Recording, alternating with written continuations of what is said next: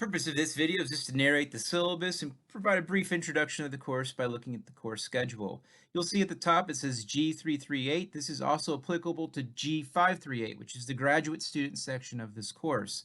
So if you're a graduate student and you see 338 and you're thinking, wait a minute, this isn't my course, well, pretty much everything is the same, but you'll see you do a little bit more work and a little bit more projects and whatnot, and that will all be fleshed out later in the semester. But there is more work done, of course, because you're grad students. But anyway, this is an asynchronous online course. That means we'll never have any required meetings on campus, off campus, online, any of that. There is no final exam. Something you're going to hear throughout the course is you learn GIS by doing it. You don't learn by memorizing a bunch of questions and answers for a big, huge exam and then saying, oh, there's all the GIS knowledge. No, you learn by mistakes. You learn by, oh, this is a better way to do it. You learn by actually doing it. And so that's one of the things is as you go through the course, you're going to hear me say this over and over and over. And when you get frustrated, hey, part of being a GISer is there is some kind of dealing with computers, and computers can be frustrating. As far as my office, it's in Kavanaugh Hall 207C. I am available pretty much all the time as far as email, but if you ever want to get together in person, maybe we can figure something out. However, this semester, I do have a teaching assistant in which they can maybe be here in person on campus when I can't be.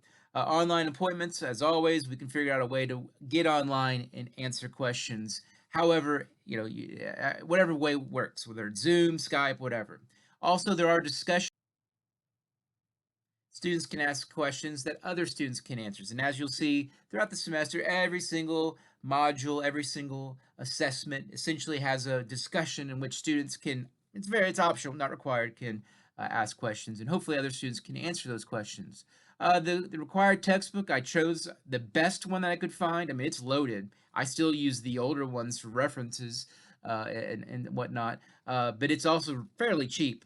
There is a 5th edition available as well, and you'll see in the modules, you'll see green text indicating the readings are just slightly different as far as the numbering of pages, a little bit more content in the newer one. But if you can find the online one, maybe even for free, go for it. It's usable. Students can still succeed and do the same level of work using the older edition. We're going to be using IU Anywhere, and so expect a little bit more from me as the semester rolls off here regarding that. You'll see a little bit more information there. The ArcGIS Pro is what we're going to be using. It's the industry standard. And you're going to find this in the student technology clusters, should be around campus. So you should find this software available on PCs and or on campus. We might dabble with some other stuff as well. Definitely some other stuff you will need is the ability to use Adobe Acrobat to view PDFs, to unzip very large files, all of that. And so if you need help with that, let me know. Videos, you're going to see videos throughout the semester, and those videos are required viewing. So they're not just kind of videos I just throw in there just for fun. There are some additional readings. Some of them are a bit dated, but they're kind of like the industry standards. So the reason why they're dated and we still use them is they're kind of, we're standing on the shoulders of giants. Well, we kind of use those earlier ones, and so you'll see that as the semester plays out as well. Readings at the end of a particular module. Canvas is how we're going to be using this course. So pretty much every course on campus uses Canvas, or should use Canvas. So you should be familiar with it. If not, let me know.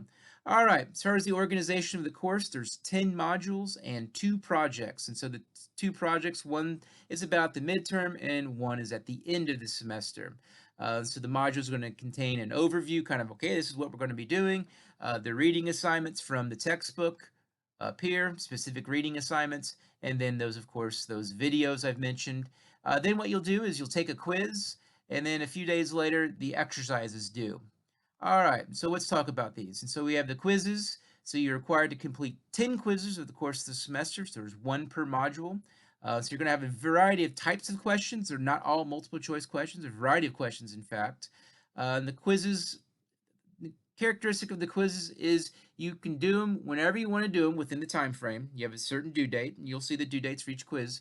And for those quiz, you have the entire time. You can take all the time you need. You can take hours and hours and hours to complete the quiz. And you can also do it multiple times. You can take it 1,000 times, a quiz. What will happen is I will grade and record the most recent quiz. So the most recent one is the one that's scored in your grade book.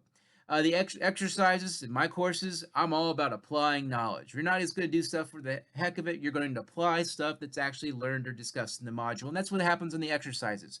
The exercises are very much, you kind of follow the directions. It could be a video, could be a PDF in which I say, here, do this, click here, click there, and so forth. On the projects, it's a little bit more, I give you a bigger idea or give you options, and I don't give you so much the clickology. You just have to use the knowledge you learned on the preceding exercises and apply them to the projects. So the projects. The projects are spaced out. There's one in the midterm, one at the end of the semester. You're going to have options on those. So you're going to have probably about 4 or 5 options to choose from for each project. And so that's something to keep in mind as well. As far as the grading, this is going to be different for the graduate students, but the grading, it's kind of the format and the grading scale. Let's go down to the course schedule.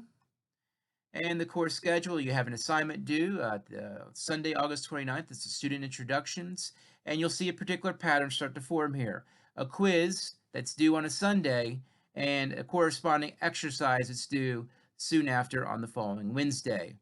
And we'll see that pattern play itself out as we get to the midterm, or our midterm project, let's say. And notice how much time you have to complete project 1. You have from October 6th. Well, theoretically, you'll have until, I'll make that sucker available here in mid-September. But you'll have a gap here between when exercise 5 is due and when project 1 is due. So that kind of, the system continues, and we got, this whole Sunday, Monday, and so forth, and then project 2, same idea. You get a good amount of time to complete that.